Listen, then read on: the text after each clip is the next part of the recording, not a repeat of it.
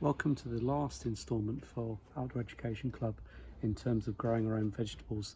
Now you'll see all of this stuff here is being grown from seed. We've got our beetroots and salads coming along really nicely, tomatoes and courgettes coming along nicely, and the carrots that I planted at first are probably going to be ready in about a month or so's time.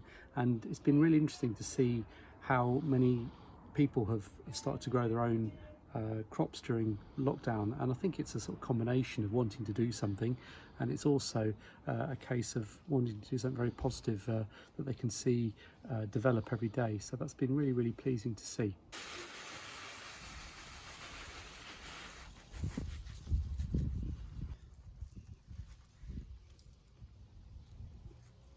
The courgette was grown from seed and it's come along really well. These are yellow courgettes, and each of those courgette plants will produce probably 15-20 courgettes.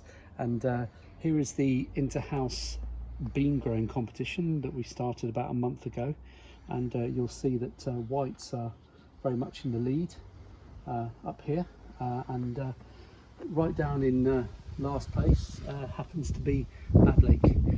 So that's the first ever inter-house bean growing competition. Now we're back at the allotment, and the allotment's been a great source of things to do during lockdown. I don't think the allotments have ever looked this good, to be quite honest, and it's been especially good for some of the older people in our community, because this has really been their main form of contact on a daily basis.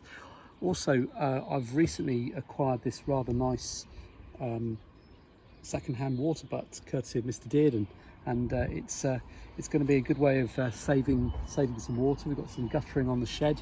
I'm going to collect some fresh natural rainwater rather than using very precious water from the allotment.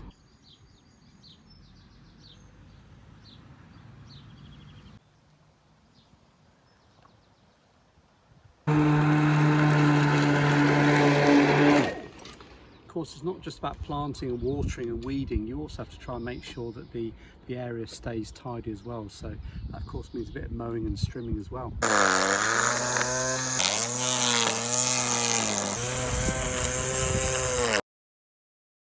I used to often say, if you can't eat it, then don't grow it in the first place. However, if you look around this allotment, there's actually quite a lot of flowers that are being grown, and they're not being grown to be eaten. And the question for you to answer this week is, why should you be planting flowers in your allotment area that you can't eat? Okay, so a couple of sentences to try and answer that particular question. Why would you grow flowers that you can't eat around an allotment?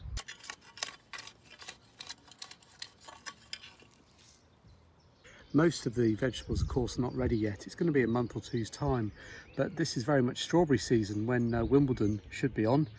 Strawberries are very much growing, and this year strawberries have done really well because we had a very hot May, very sunny May, and they're known to be particularly sweet this year with lots of sugar.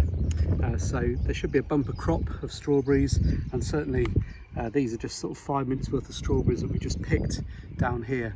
And this is perhaps one of the best things about all of this, being able to grow and ultimately try your delicious produce, and that really does taste absolutely wonderful. I hope that you've been encouraged to try and grow your own over the last few weeks, and I'd seriously give it a go.